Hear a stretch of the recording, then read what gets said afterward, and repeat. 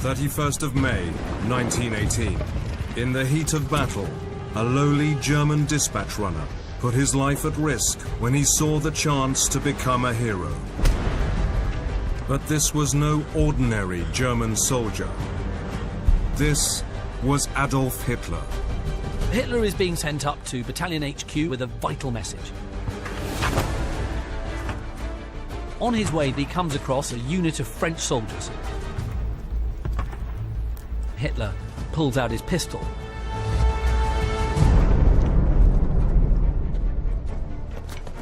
They all put down their weapons, and Hitler frog marches them into captivity. It was a daring capture of enemy troops by a single man that won Hitler the Iron Cross First Class, one of the German army's highest honors. There's just one problem. The story was a lie.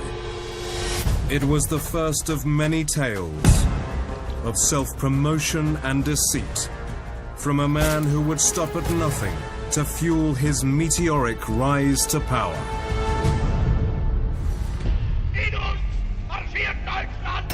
Hitler. Who was the man behind the monster? There were just so many parts of this story that didn't add up. Teenage loner turned national hero. He was the Messiah for the German people. How was he able to achieve it? All of it was an act. All of it was a show. This is the definitive guide to the most hated man in history.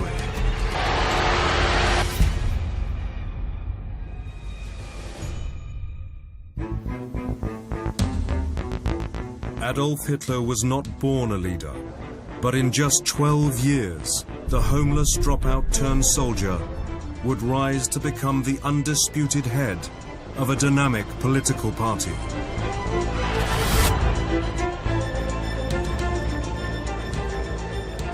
Late summer 1914, and rare footage of an historic day. In Munich's Odeonsplatz, it was announced that Germany had just declared war on Russia. This is also the earliest known footage of Adolf Hitler. Aged just 25, a nondescript face in the crowd, captured on film.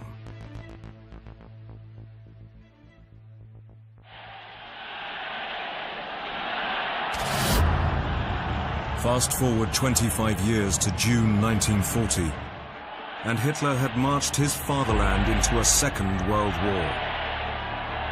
Just 8 weeks after invading France, he led a triumphant parade in Berlin to celebrate Germany's historic victory.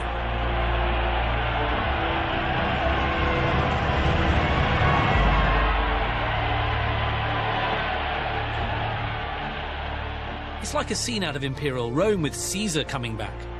Flowers are being thrown everywhere, people are Sieg Heiling. It's just the most incredible sight. And of course, Hitler is loving it. The German people, who were understandably nervous when he launched that offensive, they're now believing this guy, he's really got something. For the German people, Hitler was raising their country to the top of a new world order.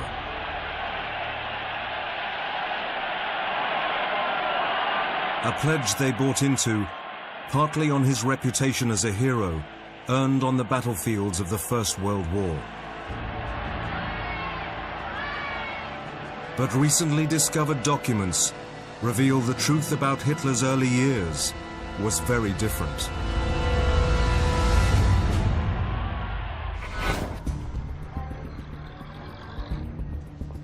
Spring 1913. 24-year-old Hitler left his Austrian homeland to avoid conscription into the Austro-Hungarian army. Hitler grows up in the Austrian Empire, where identity is increasingly governed by questions of race. Are you German? Are you Jewish? Are you Slav? Hitler, quite early on, identifies himself very much with Germanness. Hitler has no desire to serve the Austro-Hungarian Empire in any military sense. His loyalties simply lie with Germany, which he sees as being the future. Having fled Austria for Germany, Adolf was now a wanted man.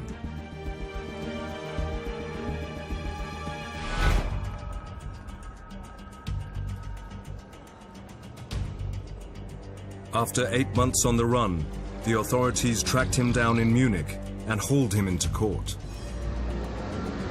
There, he played the sympathy card, portraying himself as a struggling down and out. The judge takes pity on him.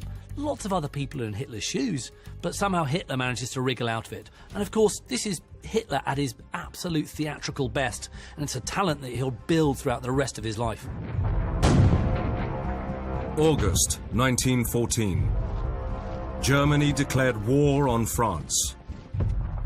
Hitler enthusiastically volunteered to join the German army. He was assigned to the 16th Bavarian Reserve Infantry Regiment. He takes a crash course as a soldier, and within weeks he's on the way to the Western Front, and he is immediately thrown into battle. Hitler's regiment experienced a devastating baptism of fire. They are utterly unprepared for the realities of war. Over 2,000 men were lost from Hitler's unit by the end of the First Battle of Ypres in November. But Private Hitler survived and received the only promotion of his career. It is generally claimed that Hitler becomes a lance corporal or corporal. This is not true at all. He, in fact, becomes a private first class. And the reason why this matters is that he is still an ordinary soldier. He's not an NCO. His superiors do not see any kind of leadership qualities in Adolf Hitler.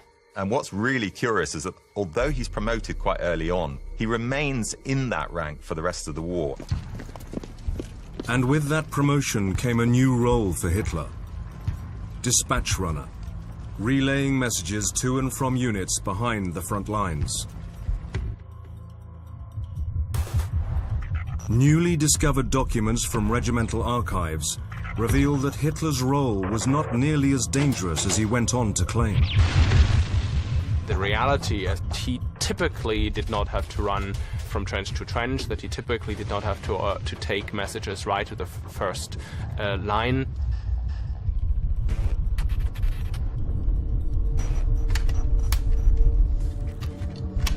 The men in the trenches think that men like Hitler have a cushy job. They think that, unlike them, they're not exposed to enemy fire. They think of them as an Etappenschwein, or as a rear area pig. The rediscovered records also reveal another crucial discrepancy in the account of an heroic action by one German soldier, later used as evidence of Hitler's heroism. As I was starting to read it, I thought, hang on, this sounds surprisingly similar to the Nazi propaganda account of the arrest of a group of French soldiers. But there was one crucial difference. The hero of the account in Nazi propaganda was Adolf Hitler, while the hero of the account in front of me was Hugo Gutmann, Hitler's Jewish officer.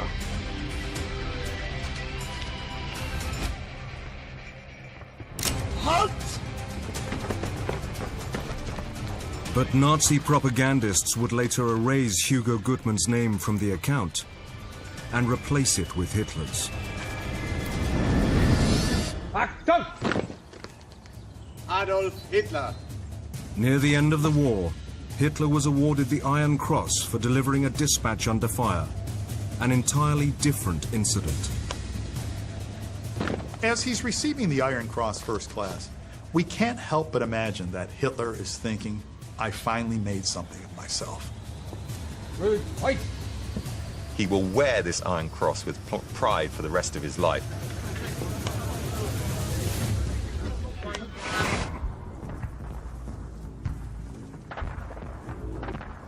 But for Hitler, the war came to a sudden and agonizing end. When the British attacked his regiment with mustard gas.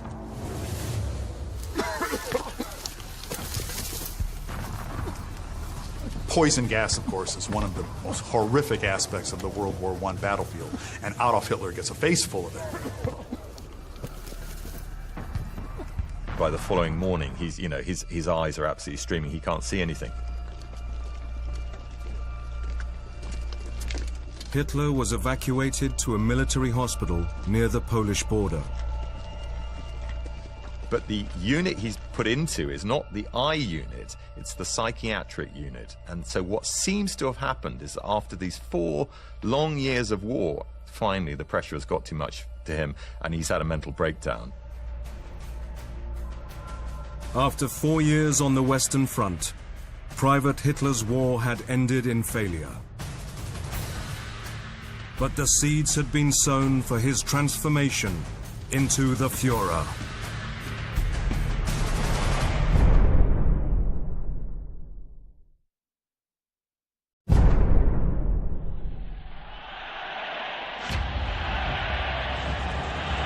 Adolf Hitler's passion for Germany was all-consuming. In uns selbst allein liegt die Zukunft des deutschen Volkes.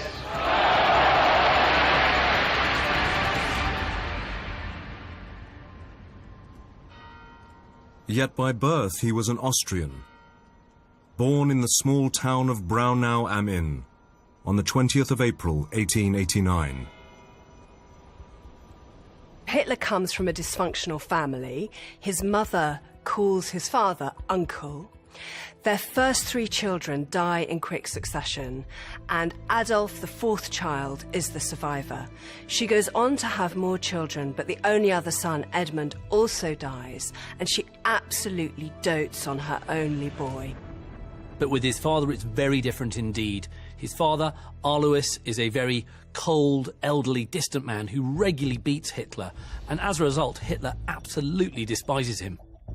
Young Adolf lost himself in Tales of Cowboys and Indians by German author Karl May.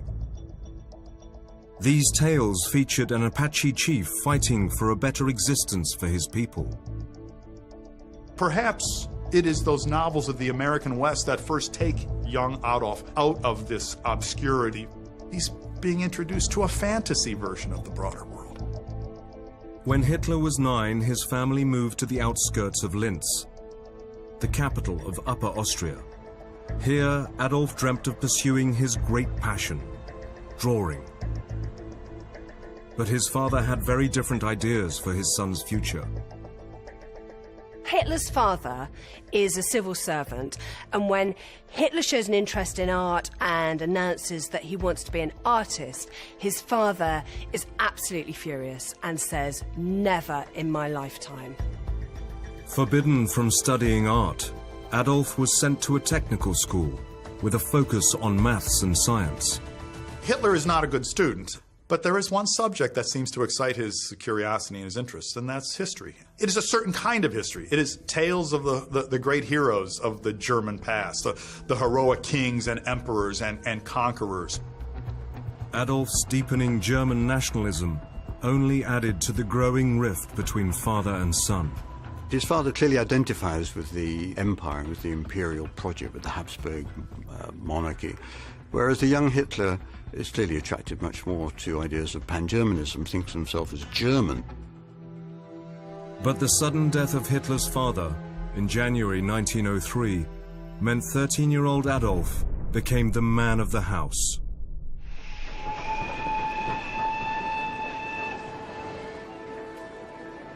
Four years later, in 1907, he left his doting mother and ventured to the capital, Vienna, where he hoped to enter art school. He persuaded his only friend, August Kubizek, to join him. And there they indulged in a shared passion for opera.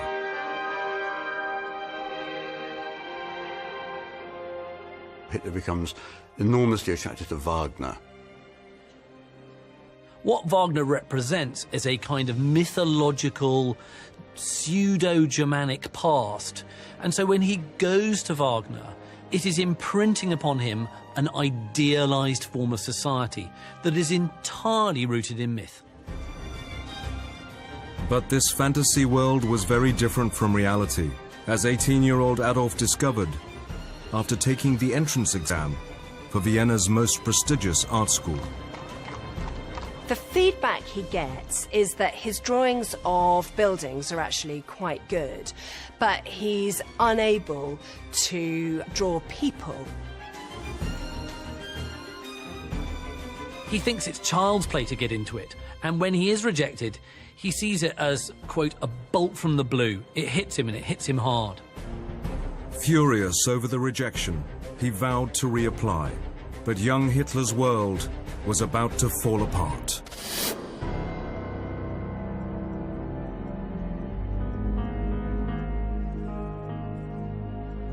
Christmas, 1907, and he rushed home to Linz to be with his terminally ill mother.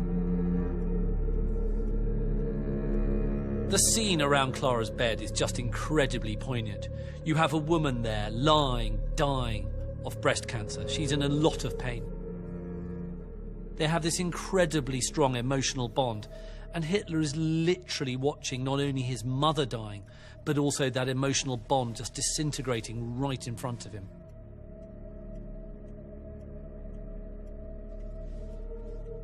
Adolf was inconsolable, despite the support of Dr. Eduard Bloch, the family's loyal Jewish doctor. Dr. Bloch observes that he has never seen someone so overwhelmed with grief as Adolf Hitler that day. Bloch wrote, "It is natural that I should have witnessed many scenes such as this one. Yet none of them left me with quite the same impression. In all my career, I have never seen anyone so prostrate with grief as Adolf Hitler." It is perhaps an example of the extreme emotions that Hitler suffers for the rest of his life. His inability to come to terms with setbacks when he faces loss and disappointment.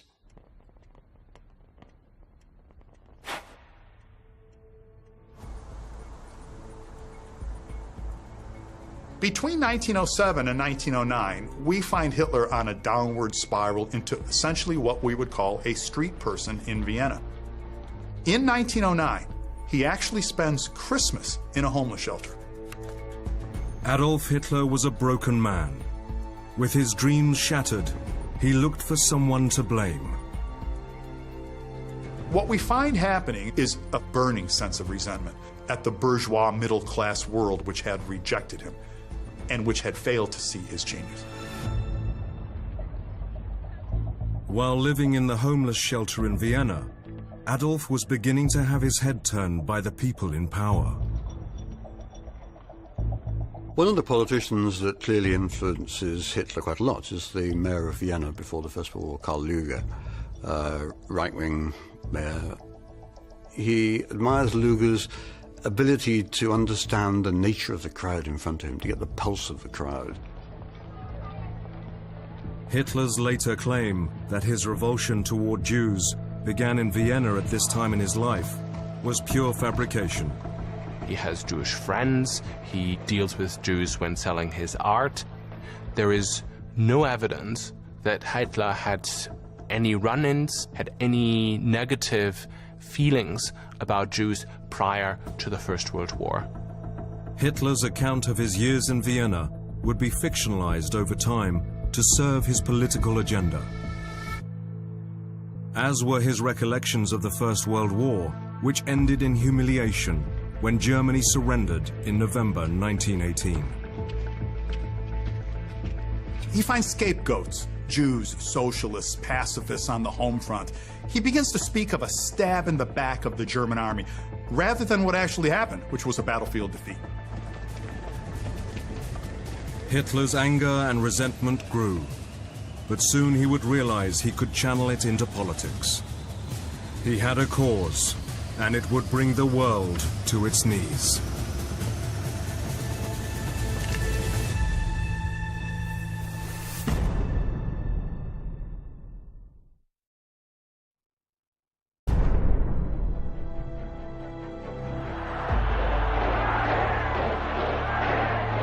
September 1934. The moment of glory Adolf Hitler had fantasized about for the past decade. He had become Germany's savior. Addressing over 700,000 supporters at the Nazi Party's annual Nuremberg rally, he put on the performance of a lifetime. Wir stehen fest zusammen für unser Deutschland und wir müssen fest zusammenstehen für dieses Deutschland. After the death of President von Hindenburg, Hitler merged the office of President and Chancellor, becoming all-powerful as Führer, with support from 90% of the public. Denn in den Zeiten hinter uns, da habt ihr mir eure Treue tausendfältig bewiesen. Und in der Zeit vor uns kann es nicht anders sein und es wird auch nicht anders sein. It's extraordinary to consider how great his rise will be from a park bench in Vienna to the Führer of the Third Reich.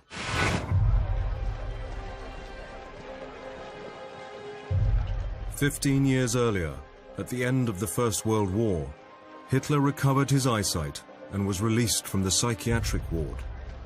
He returned to Munich, where he was one of thousands of soldiers facing an uncertain future after Germany's defeat. Hitler's in a state of relative aimlessness at the end of the First World War, like many other German soldiers. Hitler is like a stray dog who needed a master, someone who needed a cause, a sense of belonging that he had lost. Though Germany's forces were disbanded, Hitler remained on the army payroll and was selected for a special propaganda course. Hitler is one of those who was chosen by the German army to speak to small groups of returning soldiers about the future of Germany. To disinfect soldiers of their Bolshevik propaganda, especially recently demobilized soldiers.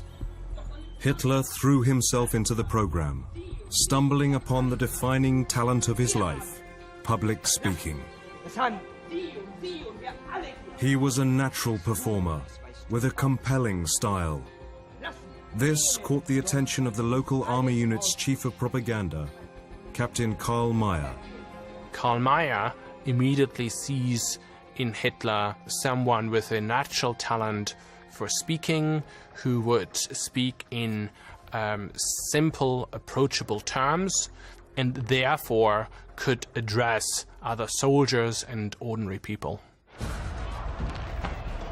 By the time Hitler was caught on camera, here at a right-wing rally in May 1919, he had been recruited as an informant.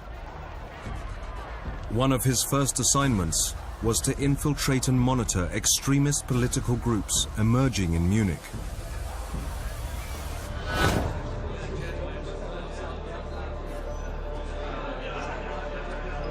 Hitler was sent to spy on a radical right-wing group called the German Workers' Party. As all political meetings in Munich in this period, this one takes place in a rather surprising environment, in a beer hall. Hitler's not very impressed with what he sees, a half dozen or a dozen people speaking about the issues of the day in a not very educated way. Hitler interrupted a debate on Bavarian separatism to lecture them on the importance of Germany remaining strong.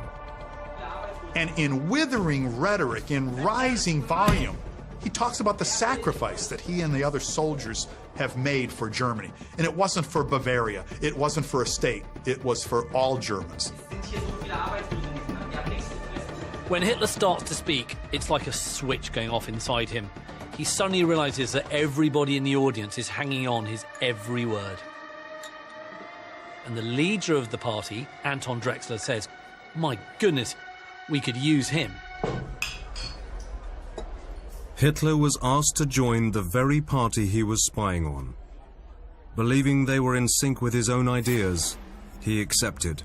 It's a radical party, and Hitler sees himself as a rather revolutionary figure, somebody who's going to shake Germany up from below, not somebody who's going to sit on committees and say we should do this, we should do that, somebody who acts. In October 1919, Adolf Hitler delivered his first official speech to the German Workers' Party. A pivotal moment he later recounted in Mein Kampf. I spoke for 30 minutes, and what before had simply felt within me, without in any way knowing it, was now proved by reality. I could speak. Hitler quickly became a member of the party committee, recruiting followers with his fiery propaganda. There are plenty of people around who are receptive to his ideas, who are strongly anti-communist, who also have views about the Jews, who also think that Germany has been stabbed in the back. So in that sense, Hitler always has his hand on the pulse of the public. What's interesting is that Hitler doesn't yet see himself as the savior of Germany. Hitler left the army in March 1920 as membership of the German Workers' Party soared and a leadership fight developed. Hitler's now become a major figure in the party, and he doesn't agree with the strategies of Anton Drexler. He resigns in a huff and threatens to storm off. But in the end, the people around him come to realize that there is something special about Hitler, and that they're going to exploit those special qualities. And the price for doing so is to accept Hitler as leader. July 1921. Hitler announced he was rejoining the newly renamed National Socialist German Workers' Party and was made its leader. For Hitler, socialism is the socialism of the race. So National Socialism means not only the revival of Germany as a nation, it also means a social revolution. Hitler drew from his days as an aspiring artist to create a new banner with an ominous icon. Hitler is extraordinarily invested in the smallest minutiae of the visual. He takes the swastika, which was around beforehand in some far-right movements as early as 1907, but he makes it fundamental to the Nazi image. He's very smart. He knows that he's not going to suddenly make all these nationalists pure Nazis overnight. So what he wants to do in the choice of the colors, the black swastika against a white disc against red, he takes the colors of the old German Reich. In 1939, Adolf Hitler was dressed to impress. His image had been meticulously crafted to say he was not merely the leader of the German cause, but the embodiment of it. Creating Brand Hitler was the cornerstone of his success, and it began in his earliest days in politics. In the early 20s, Hitler is an incredibly elusive figure. Very few people have actually seen photographs of him, so there's this mystique and aura which is deliberately being built up about Hitler. And this is all coupled in with this nickname that he's got for himself, the Wolf. To build support and funding for the fringe Nazi party, Hitler gave himself a makeover. But his attempts to cultivate a public image to match his high aspirations fell short, and he was mockingly called the King of Munich.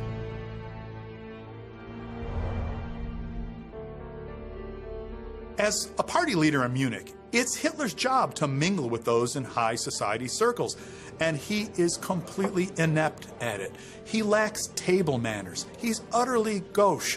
He pours sugar into his wine. He doesn't know how to hold a knife and fork properly. He gobbles cream cakes off the plate before others have had a chance. He holds a dog whip and taps it against his knee as he speaks. It's clear he's still searching for a way to mingle with the rich and powerful. Hitler was a long way from the comfort of a German beer hall, but his common touch was about to pay off. In 1923, Germany's failure to pay its huge war debt to France, amounting to billions in gold marks, threatened to bankrupt the country, triggering a financial meltdown. 1923 is a year of crisis for the Weimar Republic. The government is printing money 24/7 in order to meet its obligations, but everyone knows what that adds up to: inflation.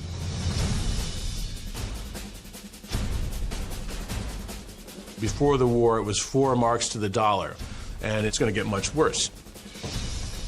Before long, it's going to be 20,000 marks to the dollar. With the economy in freefall, desperate Germans were rapidly losing confidence in the democratic Weimar government. Hitler took to the streets, inspired by an event the previous year in Italy.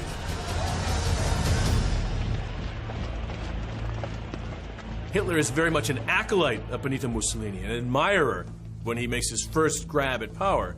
He's modeling himself very deliberately on Mussolini's March on Rome in 1922.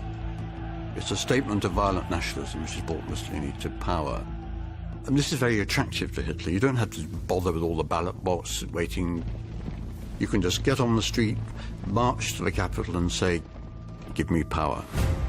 In November 1923, Hitler marched to one of Munich's beer halls, accompanied by 600 of his party's so-called stormtroopers. There, Bavarian Prime Minister Gustav von Kahr was addressing a crowd of 3,000 that included some of the state's top politicians. He's armed himself with a pistol, immediately gets everyone's attention by firing a shot into the ceiling. Hitler, as only he can, announces that the national revolution has begun. And there's massive cheering in the hall, and it's at this point that Hitler thinks, do you know what, I've pulled this off. 3,000 people in this hall, and they're all convinced that actually this change of government is going to happen.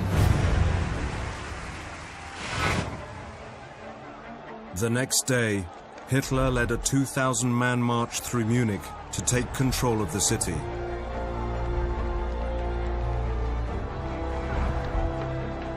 The government ordered an immediate response. They are fired upon by a cordon of army and police units. Marchers to Hitler's right and to Hitler's left are killed, but Hitler is miraculously left untouched. 4 police officers and 14 of Hitler's fellow Nazis were killed. In the chaos, Hitler escaped and hid at the home of friend and Nazi supporter Ernst Hanfstaengl. For the 3rd time in his life, Hitler had been hit with a devastating setback. He spends 2 days there, in the blackest of moods. He's toying with his pistol.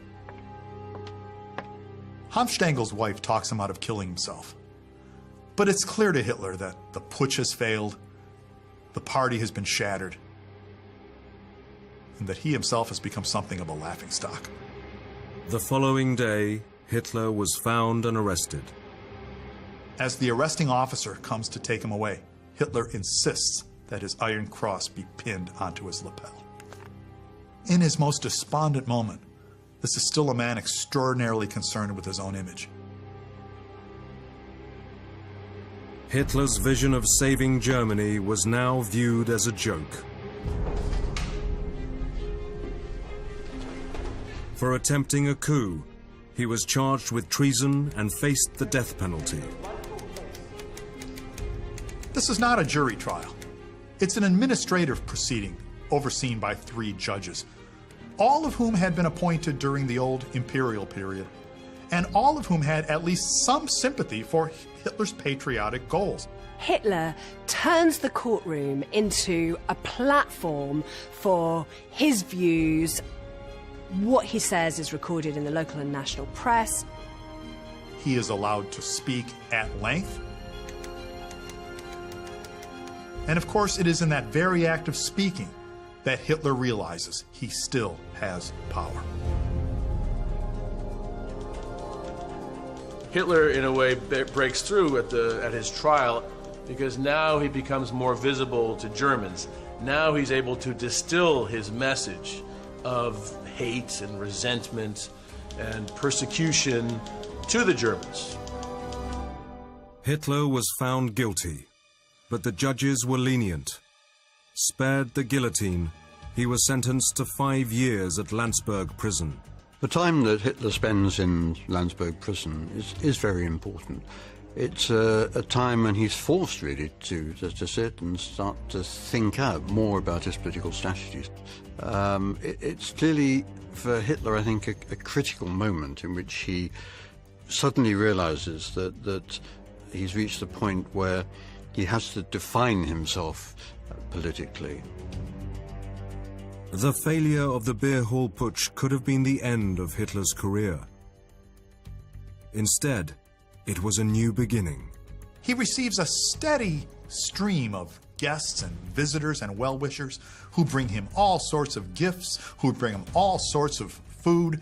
Hitler has and will have for the rest of his life a notorious sweet tooth. He actually puts on a few pounds.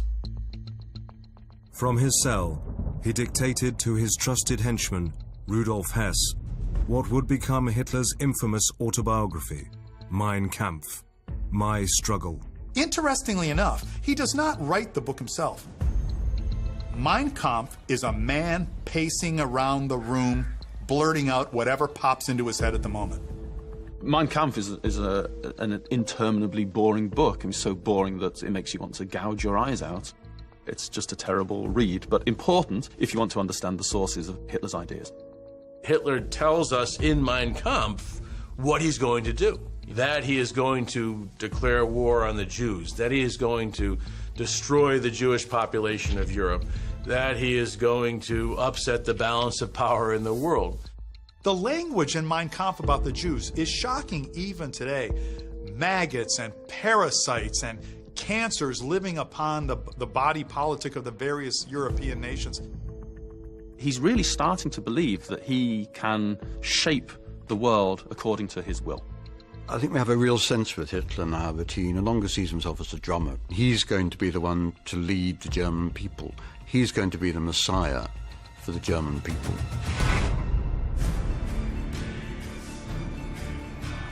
After 9 months in prison, Hitler was released early for, of all things, good behavior. But in his absence, dissent had been brewing inside the Nazi Party ranks. Hitler now faced the toughest challenge of his political career, and his strategy to retain his leadership would prove to be as inspired as it was ruthless. If he fails, he absolutely knows it's game over.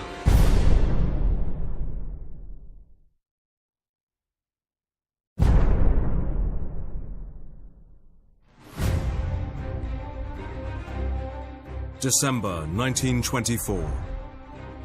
Adolf Hitler was released from jail and returned to Munich. His Nazi party was in chaos, and the Bavarian government had banned him from playing his trump card, public speaking. For an orator and a demagogue like Hitler, this is a huge handicap. Hitler decided to switch tactics.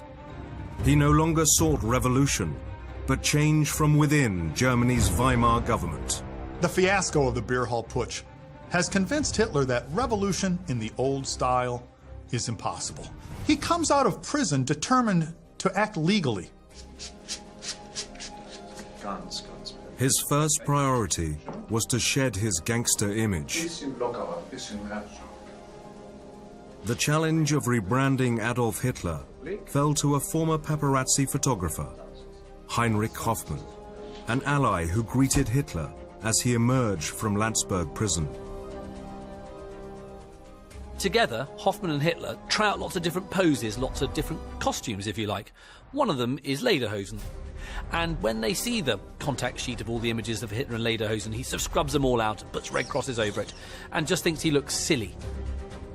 Hitler will never wear Lederhosen in public again. And it's at this point when Hitler starts thinking of mutating into becoming more of a statesman-like figure. Those who know him are shocked by the change.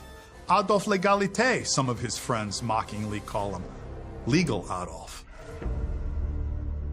Hoffmann took over 2 million photos to perfect Hitler's idealized image of himself.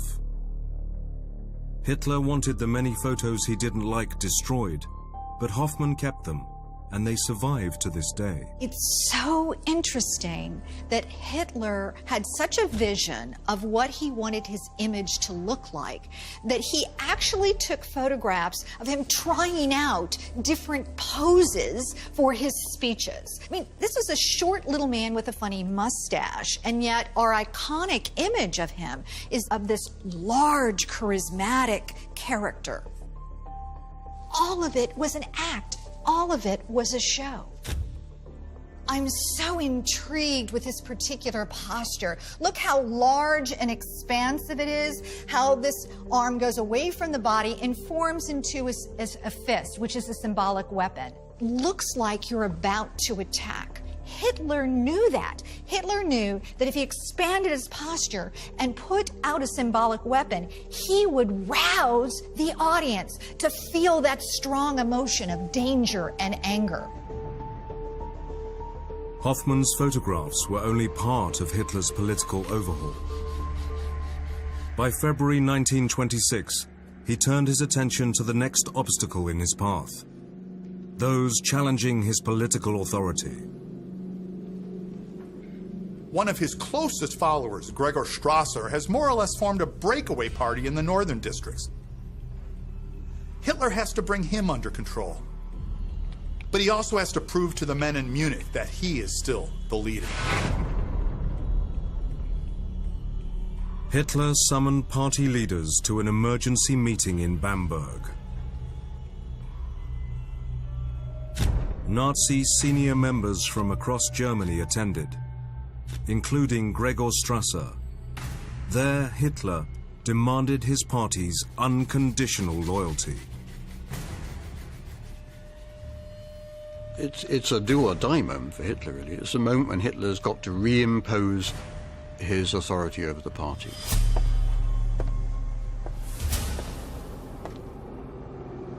Hitler takes a deep breath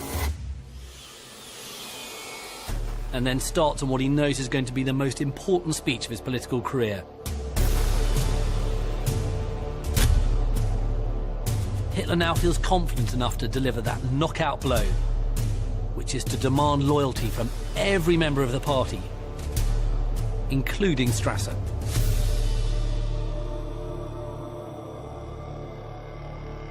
At the end, the 60 gather around Hitler, swear an oath of allegiance to him. The party is once more united, and once more under the firm control of its Führer, Adolf Hitler. This is the first sign of Hitler being utterly ruthless. As a result of Bamberg, his self-belief just skyrockets, and he feels he's now well on his way to being the man that Germany so desperately needs. Hitler had stamped his authority on the party, but one member was not convinced. Joseph Goebbels.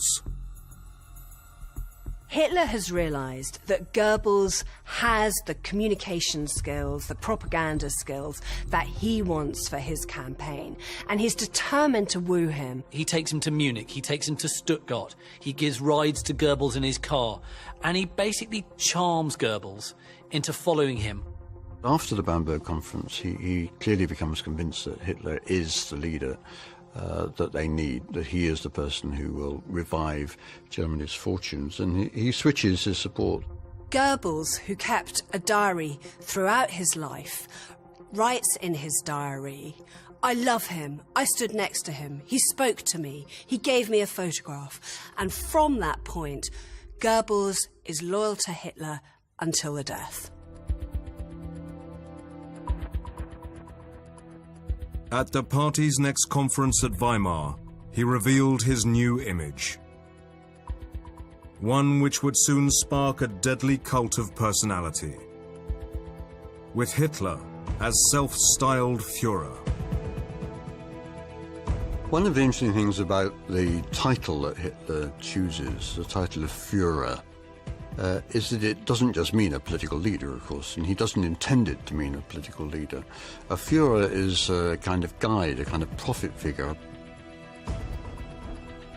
He stretches out his arm in the salute, which will, from then on, become the calling card of the Nazi Party.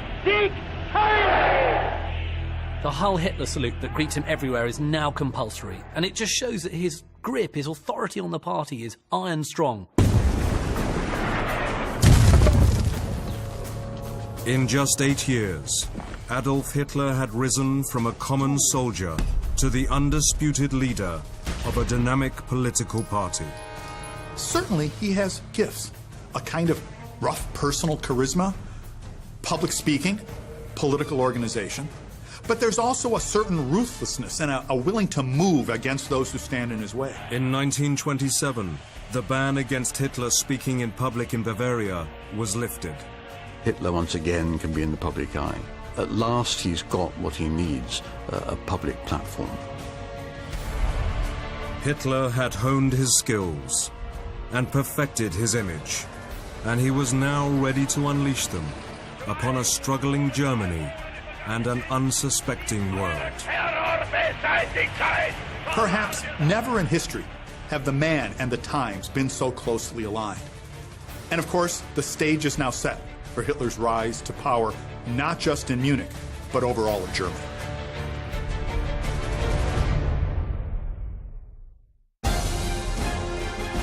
Just don't nick your Eurovision song from anyone else.